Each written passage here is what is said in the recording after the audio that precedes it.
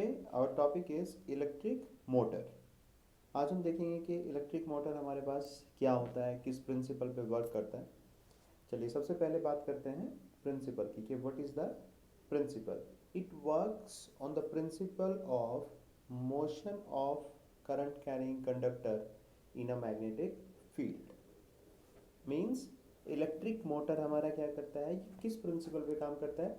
आपको पता है कि अगर आपके पास कोई ऑलरेडी एग्जिस्टिंग मैग्नेटिक फील्ड है, ये क्या है, नॉर्थ और साउथ पोल है, तो यहाँ पे इस तरीके से आपकी मैग्नेटिक फील्ड लाइन होंगी जहाँ पे यूनिफॉर्मली डिस्ट्रीब्यूटेड मैग्नेटिक फील्ड होगा आपके पास। और मान लो आप यहाँ पे कोई एक कंडक्टर स्ट्रेट कंडक्ट नहीं रखेंगे, हम ऐसे कोई कॉइल रखेंगे, ठीक है। तो अगर हम इसको करंट अप्लाई करते हैं तो आपको पता ही है कि जैसे ही आप इस कंडक्टर के अंदर करंट फ्लो कराएंगे वैसे ही ये भी एक मैग्नेट की तरह काम करने लग जाएगा। और फिर इन दोनों मैग्नेटिक फील्ड के इंटरेक्शन की वजह से क्या होगा, इसके ऊपर एक फोर्स लगेगा और उस फोर्स की वैल्यू क्या होगी, F is equal to B I L sine theta. Sine theta आपका वो रोटेशन के एंगल से पता लगेगा। तो ये हो गया इसका working principle. The direction of the force is according to Fleming's left hand rule. Fleming left hand rule हम डिस्कस कर चुके हैं कि भाई जो आपका लेफ्ट हैंड है उसके thumb first finger second finger को स्ट्रेच करेंगे और उससे हमारा डायरेक्शन पता लगेगी कि कंडक्टर के ऊपर या फिर इस कॉइल के ऊपर किस डायरेक्शन में फोर्स लगने वाला है। It is the electric machine which converts electrical energy into mechanical energy of rotation। यानी इलेक्ट्रिक मोटर आपके पास एक ऐसी मशीन है जिसको आप इलेक्ट्रिसिटी अप्लाई करते हो और फिर ये आपको किसी न किसी टाइप से एक रोटेशन प्रोवाइड करता है। जैसे आप अपने घर में इलेक्ट्रिक फैन की बात करते हो तो वो भी क्या करता है, आप इलेक्ट्रिसिटी ऑन करते हो, आपके इलेक्ट्रिक मीटर से वो एनर्जी कंज्यूम करता है और घूम के आपको हवा प्रोवाइड करता है, ठीक है। तो ये हो गया इलेक्ट्रिक मोटर का फंक्शन। या फिर ऐसे कह लो कि जैसे इलेक्ट्रिक मोटर होता है वो पंप की तरह भी काम करता है कि वाटर को फोर्स लगा के अपलिफ्ट करने के लिए। ये हमारे पास एक बेसिक डायग्राम है जिससे हमें आइडिया मिलता है कि इलेक्ट्रिक मोटर किस तरीके का, मतलब ये प्रिंसिपल बेस्ड है। जो डायग्राम है ये आपका क्या दिखाता है, ये वर्किंग प्रिंसिपल को दिखाएगा कि ये दो इस तरीके से मैग्नेट है हमारे पास, ठीक है। नॉर्थ और साउथ पोल हो गए मैग्नेट के, ये इनके बीच में वो कॉयल है, ठीक है, जो मैंने यहाँ पे हाथ से रफली बनाई थी। और ये आपके पास हो गया डीसी बैटरी। तो ये क्या है, ये डीसी मोटर है क्योंकि आप इसको क्या कर रहे हो, आप इसको डीसी सप्लाई देने वाले हो, इसलिए ये क्या बनेगा, this will be known as DC motor. ये आपका स्विच हो गया जिसको आप पहले प्लग की से रिप्रेजेंट करते थे, ठीक है। और ये आपका मोटर के आपके ब्रशेस, यहाँ पे क्या आएंगे, ये ब्रशेस और जो स्प्लिट रिंग्स होता है, ठीक है, वो भी आगे देखेंगे हम कंस्ट्रक्शन के अंदर। चलिए अब देखते हैं कि कंस्ट्रक्शन क्या होता है मोटर का। वैसे तो अगर हम कंस्ट्रक्शन की बात करते हैं तो बहुत डिटेल कंस्ट्रक्शन और डिजाइनिंग होती है। ये आप इंजीनियरिंग में इलेक्ट्रिकल मशीन्स करके सब्जेक्ट होता है, वहाँ पे डिटेल में पढ़ते हैं। बट यहाँ पे हम एक थोड़ा सा ओवरव्यू लेके चलेंगे कि क्या क्या होता है। It has 4 main parts. Electric motor के अंदर 4 मेन पार्ट होते हैं। देखिए first, a field magnet having concave magnetic poles north and south which provide a strong magnetic field. भाई आपको पता है एक मैग्नेटिक फील्ड तो आपको चाहिए ही होगा पहले से, तो आपके पास इस तरह का ऐसे सा करके मैग्नेट बना होता है, ठीक है। इस तरीके का मैग्नेट होता है, ऐसे जैसे मैंने रफली बनाया था, प्रिंसिपल वाइज वैसा भी बना सकते हैं बट एक्चुअल में ऐसा होता है। इसका अपना रीजन होता है कि ये लॉसेस को, एक तो मैग्नेटिक फील्ड की यूनिफॉर्मिटी प्रोवाइड करता है, ये क्या करता है, मैग्नेटिक फील्ड की यूनिफॉर्मिटी प्रोवाइड करता है, और दूसरा है कि इसका लॉसेस वगैरह को कम करने में भी इसका यूज होता है। फिर होती है हमारे पास एक armature. Armature which is moving part of the motor. तो ये जो ये वाला पार्ट है हमारे पास, जो मैग्नेट आपने लिए हैं, इसको हम क्या बोलते हैं, इसको स्टेटर भी बोलते हैं। क्या बोलते हैं, स्टेटर, क्योंकि ये एक ऐसा पार्ट है जो मूव नहीं करता है। मूव कौन करता है, आर्मेचर, और इसीलिए इसको क्या बोलते हैं, मूविंग पार्ट। और मूविंग पार्ट को यहाँ पे हम रोटर भी बोलते हैं। क्या बोलेंगे, रोटर। अब ये जो आर्मेचर है इसके अपने दो पार्ट हैं। एक तो लैमिनेटेड शाफ्ट होती है, ठीक है, ये ऐसे जैसे देख रहे हैं ना आप, ये वाली, ये आपके पास लैमिनेटेड शाफ्ट होती है। और इसके अंदर कॉपर की कॉयल होती है, जैसे ये बनाई थी ना मैंने अभी ऐसे करके कॉयल, ठीक है। यहाँ पे ऐसे बनाएंगे हम, ए बी सी डी, इस तरीके से करके अब देखो इसके अंदर क्या चीज़ है कि ये जो आप बनाते हो ये सिंगल कॉयल नहीं होती है एक्चुअल मोटर के अंदर। जब हम मोटर के प्रिंसिपल को वर्किंग को आपको समझाएंगे तो यहाँ पे हम सिंगल कॉयल का एग्जांपल लेते हैं, बट एक्चुअल में ये बहुत ज़्यादा नंबर ऑफ टर्न्स होते हैं इसके, ऐसे ऐसे करके, ऐसे ऐसे बहुत ज़्यादा टर्न्स होते हैं ये। ठीक है, तो ये भी आपके आर्मेचर के पार्ट हो गए ये दोनों मिला के। ठीक है, उसके बाद है हमारे पास pair of metallic split rings R1 and R2।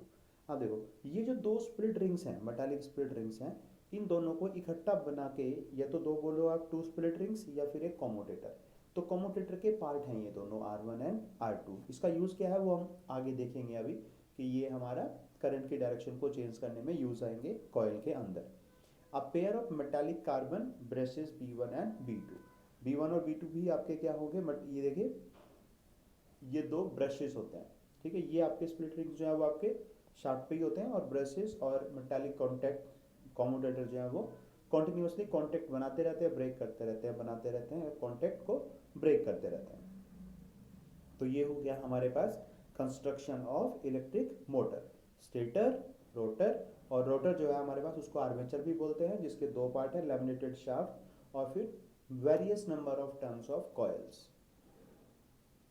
अब देखिए अब हम वर्किंग की बात करते हैं। वर्किंग अगर आपको समझनी है तो वर्किंग के लिए आपको ये डायग्राम देखना पड़ेगा। ठीक है, मान लो आपके पास ये यहाँ पे ए बी सी और डी ऐसे करके आपके पास ये एक कॉयल है, जहाँ पे आपने यहाँ से बाहर से आप सप्लाई देंगे। अब इसके लिए आपको सबसे पहली बात समझनी है कि आपको फ्लेमिंग्स लेफ्ट हैंड रूल याद होना चाहिए। ठीक है, अ direct current DC source is connected between metallic brushes B1 and B2। जो आपने पीछे मेटालिक ब्रशेस दिए थे B1 B2, उनका काम क्या है, उनका काम है कि इलेक्ट्रिसिटी के लिए कनेक्शन प्रोवाइड करना। एक तरफ B1 की तरफ आप बैटरी का पॉजिटिव टर्मिनल लगा देंगे, मान लो यहाँ पे आप लगाएंगे, एक तरफ बैटरी का पॉजिटिव टर्मिनल लगा देंगे और एक तरफ आप नेगेटिव टर्मिनल लगा देना यहाँ पे। ठीक है, when current passes through the coil it flows in the arm A B. आप इसको जहाँ पे भी आप कॉइल का नाम लिखेंगे उसके हिसाब से चेंज कर सकते हैं। यहाँ पे आप कह सकते हो कि ए बी और फिर आपके पास C D in the direction perpendicular to the magnetic field. ये देखो यहाँ पे आपके पास ये कॉइल है, यहाँ पे करंट जाएगी ए बी, फिर ऐसे, और फिर यहाँ पे करंट आपकी इस तरीके से आएगी। आप बैटरी की पोलरिटी चेंज कर दो तो फिर आपके जो सी बी लिया हुआ था यहाँ पे पीछे वो ऐसे बन जाएगा। अगर आप करंट की डायरेक्शन उल्टी लोगे तो फिर उस तरीके से भी आप डिसाइड कर सकते हैं कि ए बी सी डी क्या होगा।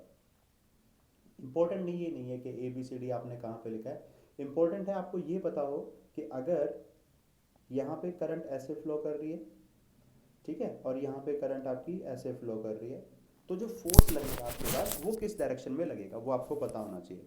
अब देखो मैग्नेटिक फील्ड तो आपका ऐसे है, क्योंकि जो मैग्नेट है वो इस तरीके से है, यहाँ नॉर्थ है यहाँ साउथ है, तो मैग्नेटिक फील्ड की लाइन की डायरेक्शन किधर होगी, इधर। तो एक थंब आपकी जो फर्स्ट फिंगर है वो इधर आएगी, फर्स्ट फिंगर आपकी इस डायरेक्शन में आ गया।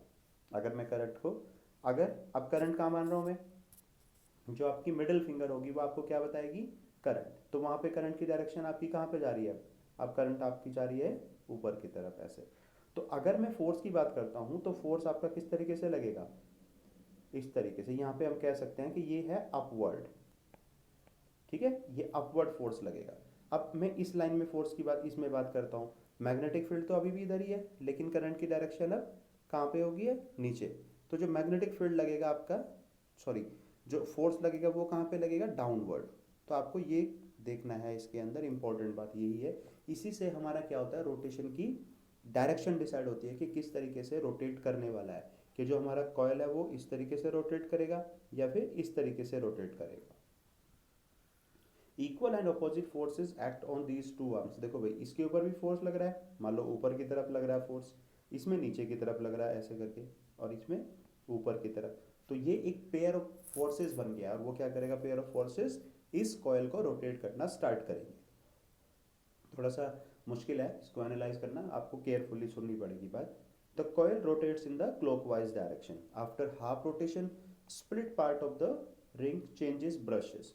जो यहाँ पे आपके पास ये ब्रशेस लगे होते हैं, ये क्या करते हैं, अपनी डायरेक्शन चेंज करते हैं करंट की। अब नहीं तो क्या होगा, हाफ साइकिल में फोर्स अपवर्ड लग रहा था, नेक्स्ट हाफ साइकिल में डाउनवर्ड लगेगा। लेकिन मोटर में ऐसा तो नहीं होता है, मोटर के अंदर जो रोटेशन है वो कंटिन्यूसली क्या रहती है, मेंटेन रहती है। Current becomes reverse in the arms but couple, जो किसका कपल है, ये फोर्स का, जो फोर्स का कपल है acts in the same direction जैसे कि पहले काम कर रहा था. The coil continues rotating the shaft in which it is wrapped. जो आपके पास कॉयल है, जो रोटर है आपका, जिसे हम आर्मेचर भी बोलते हैं, वो उसी तरीके से रैप हो रखा है, ठीक है, और वहां से वो घूमता रहता है. यही काम है मोटर का, कंटिन्यूअसली रोटेट करना और घूमना. The rotation is not smooth. जो रोटेशन है आपका वो स्मूथ नहीं होगा अगर सिंगल कॉयल होगी. इसलिए हम क्या करते हैं, it is made smooth by increasing number of coils. Multi phase motor, अगर आपके पास एसी मोटर होगा तो 3 फेज मोटर होगी तो वहां पे स्मूथ रहता है. और preferably by having continuous winding. जो आप मोटर की वाइंडिंग बनाते हो वो क्या होती हैं, कंटिन्यूअस वाइंडिंग होगी जिनके अंदर नंबर ऑफ टर्न्स होंगे. और कितने टर्न्स होंगे ये इस बात के ऊपर डिपेंड करेगा कि आपको मोटर की रेटिंग कितनी बड़ी बनानी है. मोटर की रेटिंग जितनी ज़्यादा होगी नंबर ऑफ टर्न्स भी उतने ही ज़्यादा होंगे. और यहाँ पे रेटिंग से मतलब क्या है कि वो मोटर आपका कितना टॉर्क प्रोड्यूस करे. रेटिंग से जो मतलब है यहाँ पे वो किससे है, टॉर्क से. और टॉर्क क्या होता है भाई, जैसे फोर्स लग रहा है मल्टीप्लाई बाई आर, इसको हम क्या बोलते हैं, टॉर्क. मोटर के लिए ये इंपॉर्टेंट पैरामीटर है. So this is your working principle and how to find out the direction of the torque or the working force on electric motor.